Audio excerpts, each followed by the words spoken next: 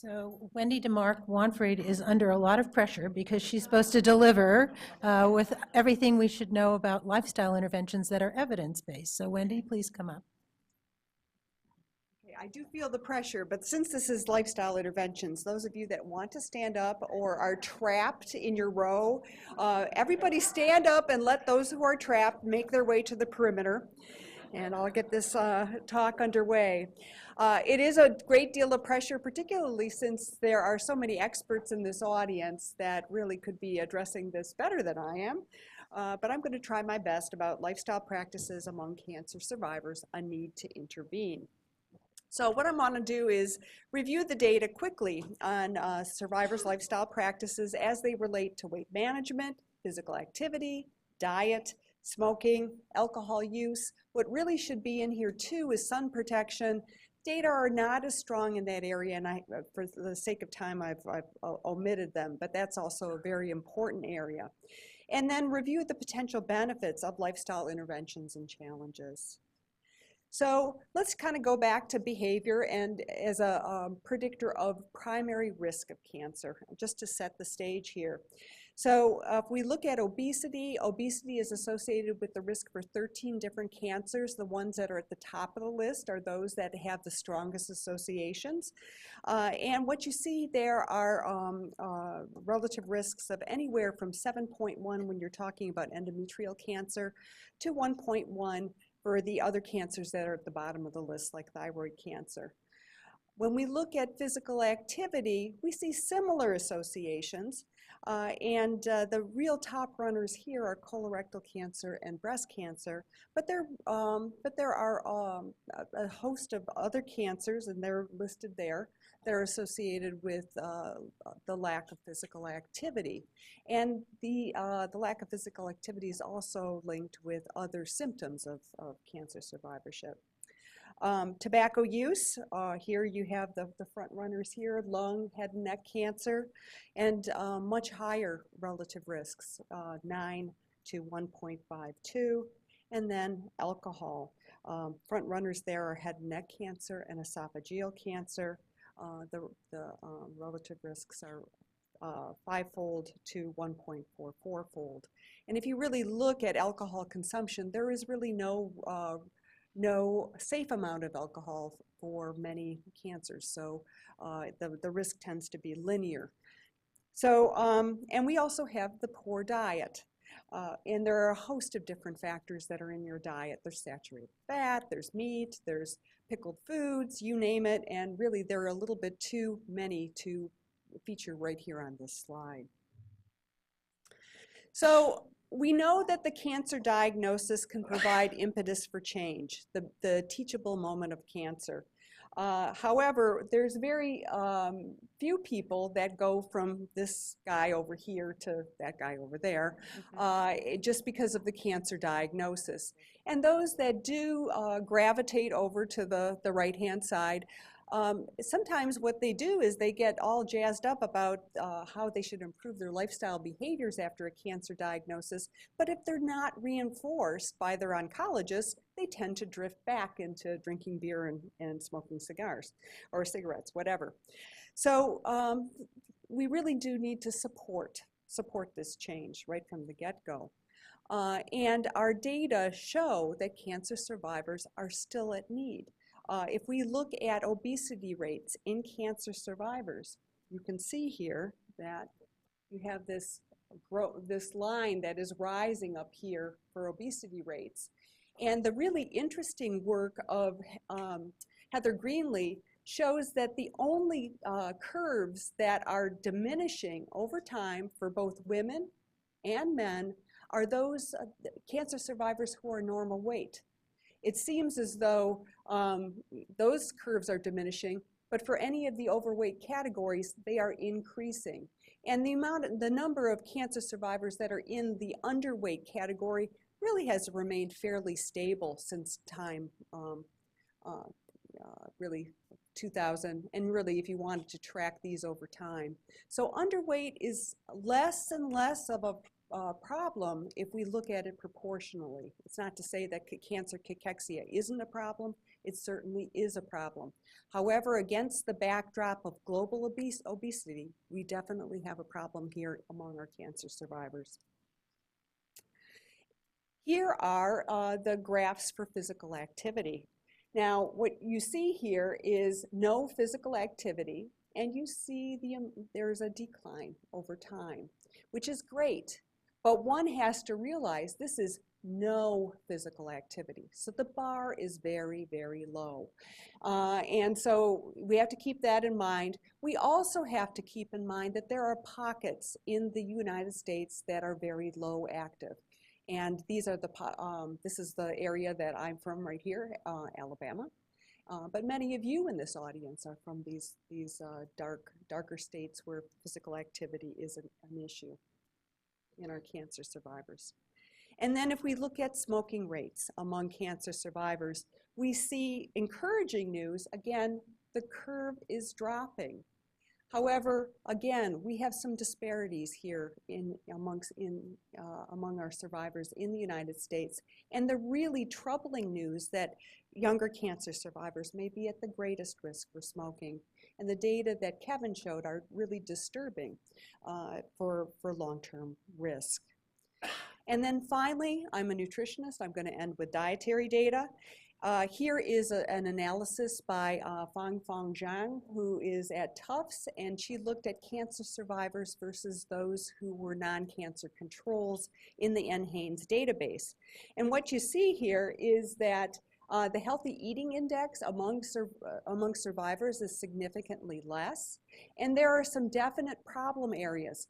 Fiber, for example, here's where the diet becomes really where somebody would be considered well-nourished or adequately nourished, actually.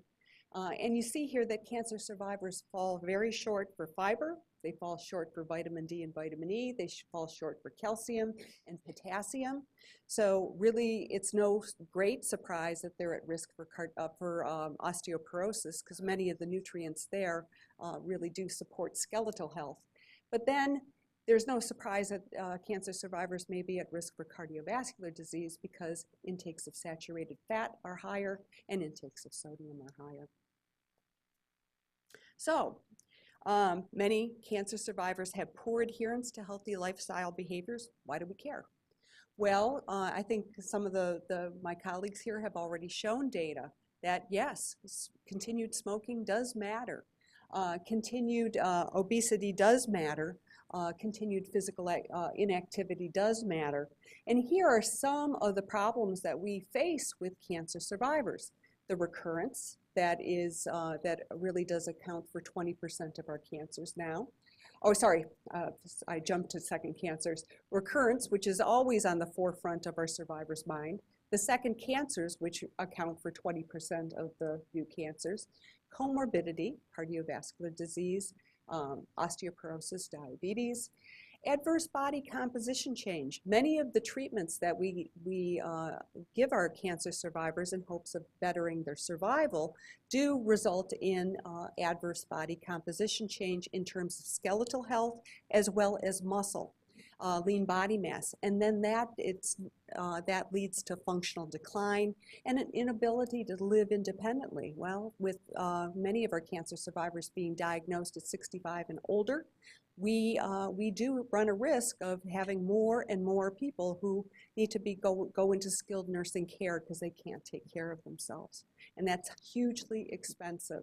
And then this problem of fatigue that Paul covered just recently. And if we look at the lifestyle factors, and I'm just going to feature here diet, exercise, and smoking cessation, and we look at the strength of evidence, possible benefit being 1 check, probable benefit being 2 checks, convincing benefit being 3 checks, we see that these really do stand to make an impact, particularly with regard to the comorbidity. So there's great potential for these interventions. And I was supposed to actually, okay, wait a second here. I got my, I'm technologically challenged, please forgive me. Let me go back here. We should all stop smoking. I got my things in reverse here. We all know that. But here are the physical and dietary guidelines for cancer survivors, and these are put out by the American Cancer Society. The latest ones were issued in 2012. So the very top one is achieve and maintain a healthy weight. The strength of evidence there is the strongest for all of our dietary diet and exercise recommendations. If overweight and obese, try to lose weight, and if you are a normal weight, try to preserve that body weight. Physical activity, avoid inactivity, try to exercise 150 minutes a week. Try to get some strength training in there 2 times a week. Again, that's very important for lean body mass. But any activity is good.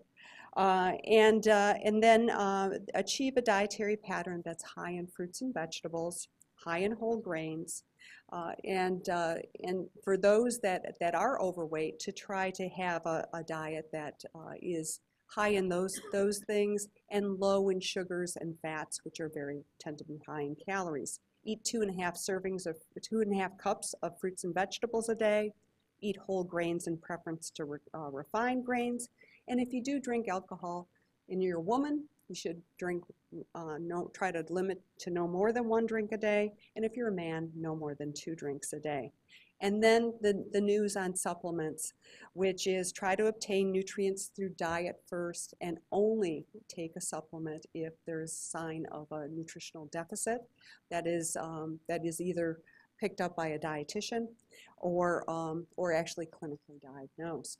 So I'm just going to quickly, because this is a huge amount of literature to amass here, but I'm just going to show 2 evidence-based trials in the area that have been done in cancer survivors. So the first one, it really does flag onto this idea of supplements. And this was an early trial that was done by Brady. Actually, there's only been 1 completed trial of a multivitamin or a nutritional supplemented trial in cancer survivors that is fully powered. And they tested alpha-tocopherol, which is vitamin E, and beta-carotene, which is a precursor to vitamin A. And they tested this in head and neck cancer survivors, a nice size study of 540. And here, again, many of our trials of single nutrients or actually amassed nutrients have ended up with egg on our face here, and this trial is no exception. What we see here is that this is survival, that's graphed on the y-axis, and the supplement is the solid line here. The placebo is up here. So this is one instance where you really wanted to be in the placebo group and not in the supplement group. And then the other disturbing news with this trial is not only is the survival poor, but second primaries were roughly 3 times the amount in the supplemented arm as compared to the control arm. So just reinforcing this whole idea of supplements. And as we all know, we all deal with cancer survivors. They get diagnosed. Where's their next stop? The General Nutrition Center to pick up a bag full of supplements. So we have to really caution on that supplement use. Here is the results of the WINS trial, which was a low-fat trial that was done in over 2,000 early-stage breast cancer survivors. And the blue is a healthy, regular diet. The yellow is a low-fat diet, very low-fat, 15% of calories from fat. And what you see here is you see as a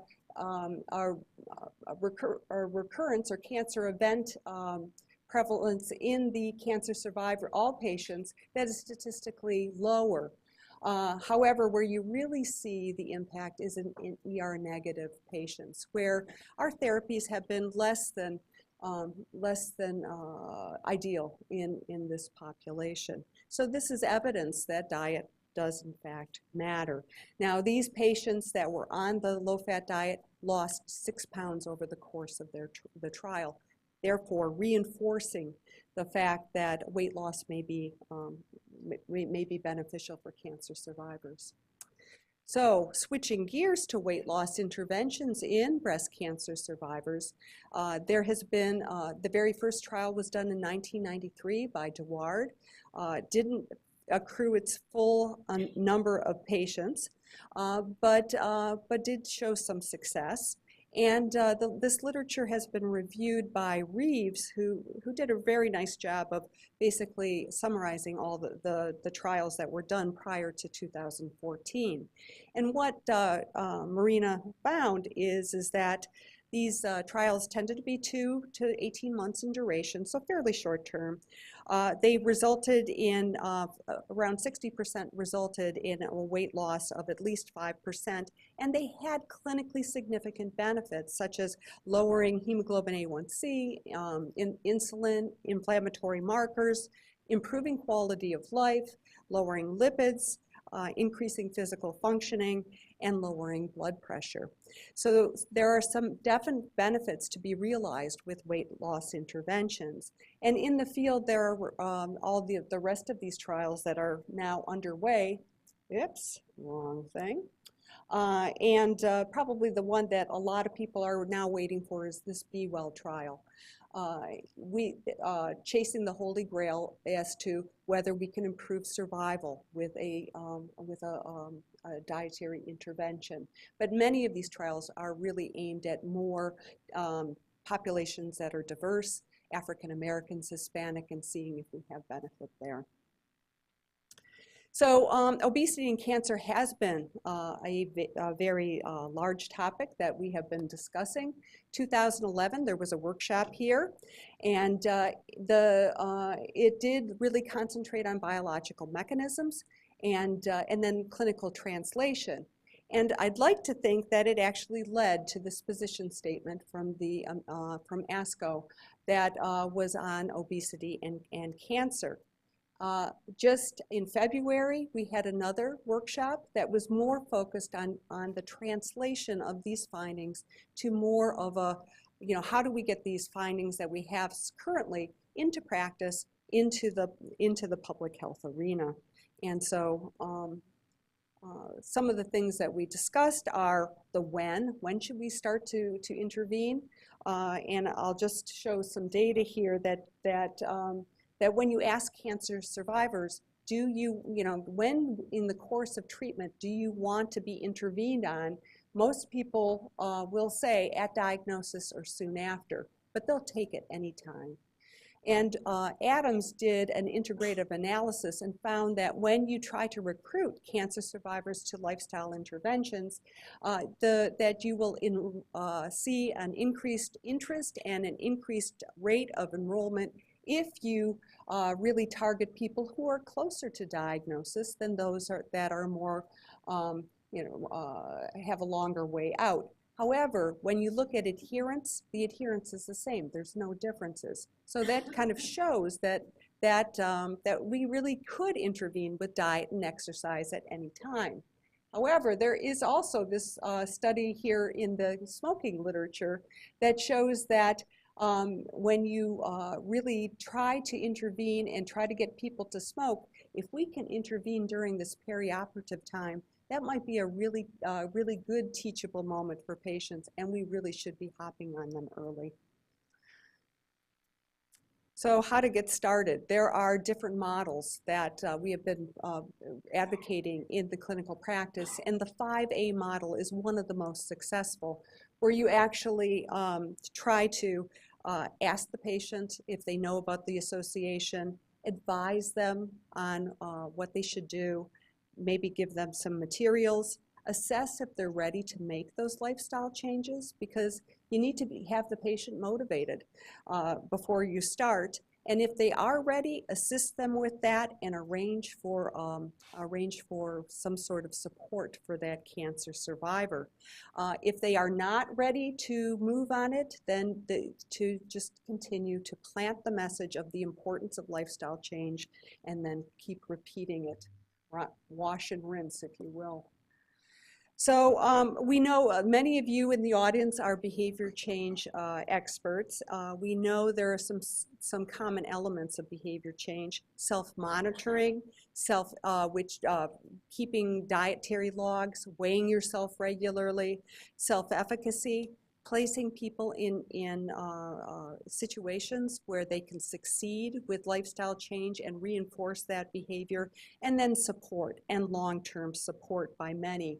We really do need to have support on many levels. Sometimes we just talk about the patient and think about that provider-patient experience. However, that's only at the center of this. We also have to reinforce behavior change at an interpersonal, organizational, community, and public policy point of view. We need to increase our workforce, our training of, we need to train our clinicians, not only physicians, but nurses. We also need to train more people in allied health. These numbers show the number of experts in oncology when we're talking about dietitians and experts in exercise training. We don't have enough people. We need to train more. We need to develop competencies, and we need to find a way to reimburse. And hopefully with value-based care, we will have that platform where we really can show some benefit and keep things going.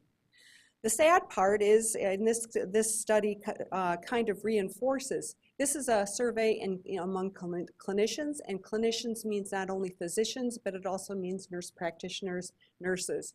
And in this survey by Anderson, they basically found that despite the fact that many clinicians do support the role of, this was done in weight management, very few physicians feel, or clinicians feel adequately trained to deliver that advice. So we do really need to train better. Okay, and we also have to remember that there's a synergy between lifestyle factors. So this slide shows 3 different studies, observational studies, that show that individuals who are physically active, that follow a healthy diet, have hazards ratios that are significantly lower than individuals who don't follow multiple behaviors. So if these were chemotherapeutic agents, we'd be testing, A plus B, C plus D, but this is lifestyle, and we're seeing some very interesting things there. We need to find ways that we can optimize these interventions. What are the combinations that work? What is the timing? What are the delivery channels? What are the messaging? And we need to triage. Some people don't need a hard touch. Some people just need a light touch, and we can send them on the way. So in conclusion, and definitely more research in that area. So in conclusion, cancer survivors are a vulnerable population at risk for recurrence, second cancers, comorbidities, functional decline, and poor quality of life, and they can benefit from lifestyle interventions. And there are some barriers that we must address in order to push this forward. And I'm really hoping that at the end of the conference, we can really basically dissolve some of those barriers that currently exist. So thank you for your attention.